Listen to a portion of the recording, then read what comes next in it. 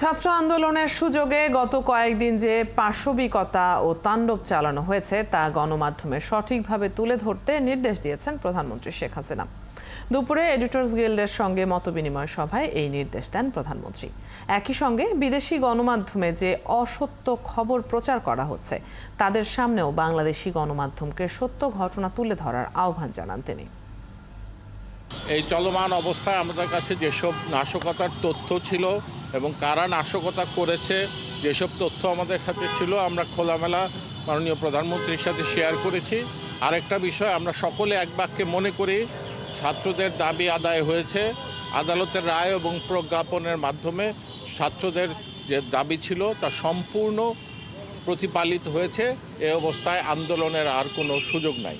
ছাত্রদের ক্লাসরুমে ফিরে যাওয়া প্রয়োজন এবং আমরা আশঙ্কিত এই ছাত্রদের ব্যবহার করে অতীতে যারা সন্ত্রাসী কর্মকাণ্ড চালিয়েছে তারা আবারও সুযোগ নিতে পারে। সে ব্যাপারে কোমলমতি ছাত্রদেরকে এবং ছাত্র নেতৃবৃন্দকে সাবধান হতে হবে।